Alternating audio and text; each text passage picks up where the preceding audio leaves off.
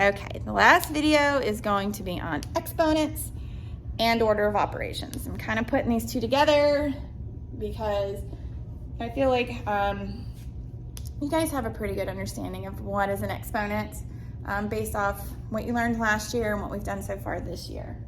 But here are the official notes. So an exponent, here's what it is. It's a power given to a number. So it's raised to that power is how we say it. Like 5 raised to the power of 2 would be 5 times 5.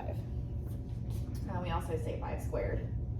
But here are like the pieces. Okay, so here's I got 3 to the power of 2.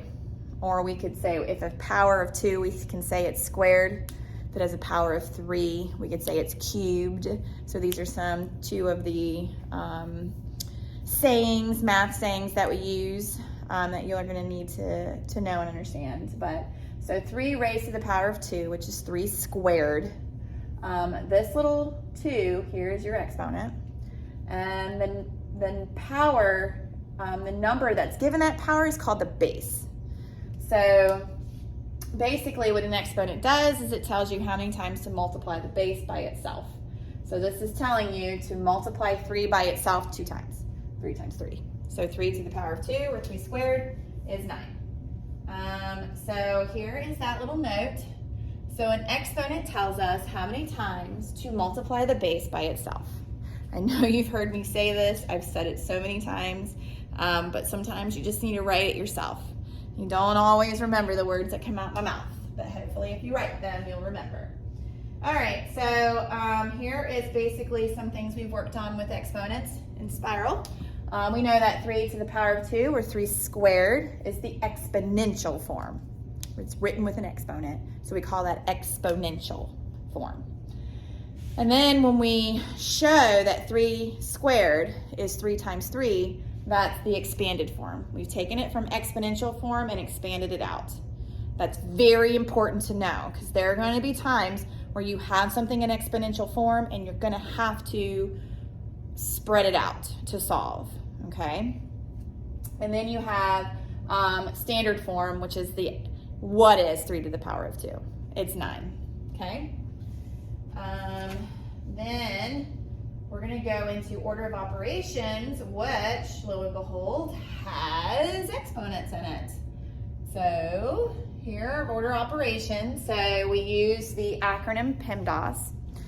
This is just a fun way to remember the order and to solve our operations in an expression, okay? Order of operations. So this is something that you've heard since I think about 4th grade. I think it was first introduced, maybe 3rd, depending on what school you went to. But P is basically parentheses. It's your grouping symbols.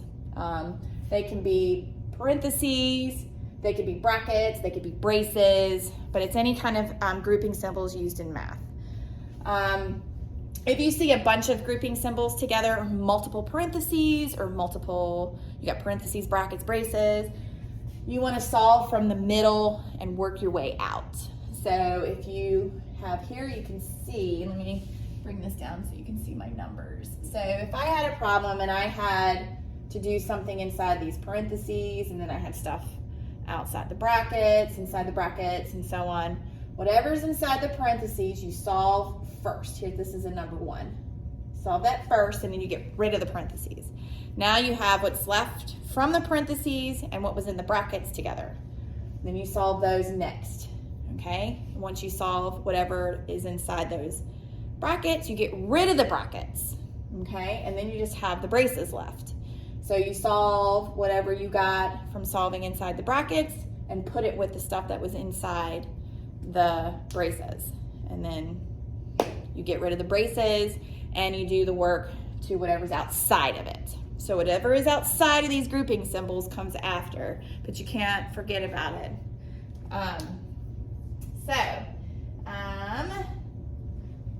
Then you have your exponents. Then you have multiplication, division. These kind of go together. You solve from left to right, and I kind of put that note off over here too. You solve from left to right. So if there's nothing but multiplication, division left, you just go left to right and solve it. And then you have addition, subtraction. So again, these are inverse operations. They are related to each other. They have a relationship. So they kind of go together. You solve from left to right. So if all you have left is addition and subtraction, you just work left to right, okay? Just like you always have. Because I don't know if you guys remember, but prior to last year, when you solved problems, they didn't have mixed operations. They didn't have expressions you were solving that had both multiplication and addition with division and subtraction. Usually it was all one operation, or maybe multiplication with addition, or no, multiplication with division, or addition with subtraction, because you can, they're inverse operations. They have a relationship. But then you started solving problems that had all the operations and things got crazy. So when you are working through an expression to solve it, I want you to build like an upside down pyramid, like this. And here's an example of what I mean. So I have a couple which I thought would be interesting with exponents. Here I have 2 times parentheses 3 plus 4 to the power of 2 close parentheses. Here my exponent is inside the parentheses. So obviously, according to the order of operations, I have to do what's inside the parentheses first.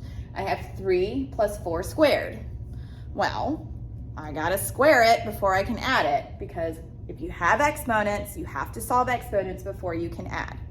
So I showed me squaring it. So that is 4 times 4, which is 16.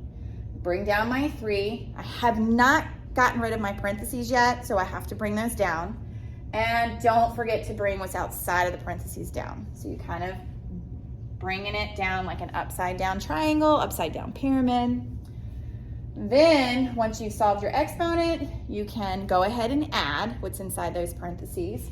3 plus 16 is 19. Now you've gotten rid of the parentheses. You've done all the work inside the parentheses and they can go away. And what's left was what is outside of the parentheses. So you got to remember to bring that down. And now you have 2 times 19, which is 38. Now let's look at a problem that's very similar, but in this case, the exponent is sitting outside the parentheses. So it's 2 times parentheses 3 plus 4 close parentheses squared. So what this means, when the exponent is outside the parentheses, you have to square the answer inside. So you do the work inside the parentheses, and whatever answer you get, you got to square it. You got to apply that exponent, okay? So here, 2 times 3 plus 4 squared, so I have to add 3 plus 4. So that is 7. Bring down my 2 and my multiplication symbol, because I haven't solved that yet. And then I attach my exponent to that answer. So now it becomes 2 times 7 squared. Then I have to solve my exponent before I can multiply.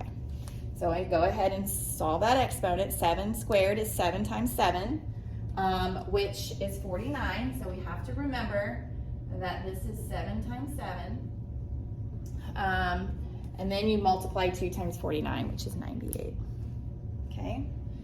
And for fun, what I have done is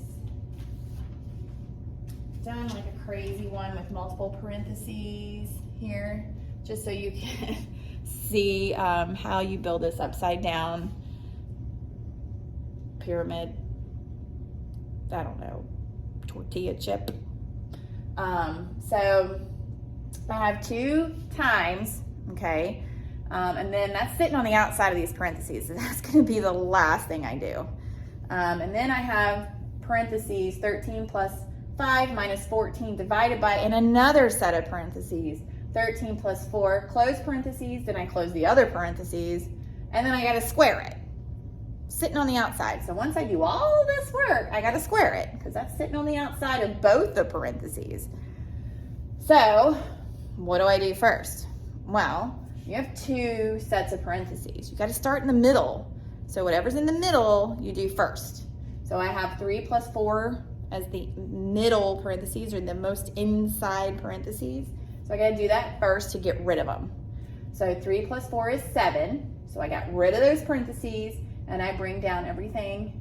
I haven't done including that 2 on the outside. Don't forget to bring that down, because you're going to get caught up with all this work inside of all these parentheses, and then you forget to bring down that 2 on the outside, and when you get to your final answer, if you don't apply it, you're wrong, okay?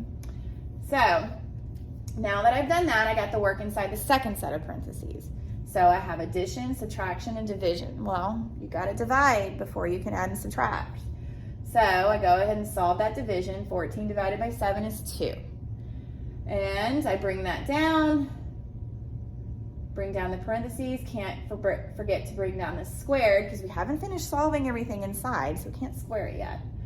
Now inside my parentheses, all that I have left is addition and subtraction. So you can just work left to right. So I have 13 plus 5, which is 18, minus 2, which is 16, okay? Bring that down, and now you got to apply that square, okay? Don't forget to bring down this 2. Don't forget to keep bringing it down, okay? Now I have 16 times 16. You can do that in a calculator. I am fine with you doing that in a calculator. I did it in a calculator. So 16 times 16 is 256. So I've applied my square, got rid of my parentheses. Now I have the operation that was left outside the parentheses, and that's 2. And 2 times 256 is 512. Again, if you can't do that in your head or you don't want to write it out, you can use a calculator. So that is it for these notes. And you guys, just for those 3 sets of notes, I will be giving you a copy of just some practice problems for you to complete, okay, just to practice. Big thing with order of operations and expressions, you gotta practice them. The more different types of problems you try and do and see if you can get it right, the better you're gonna be. So, see you in class.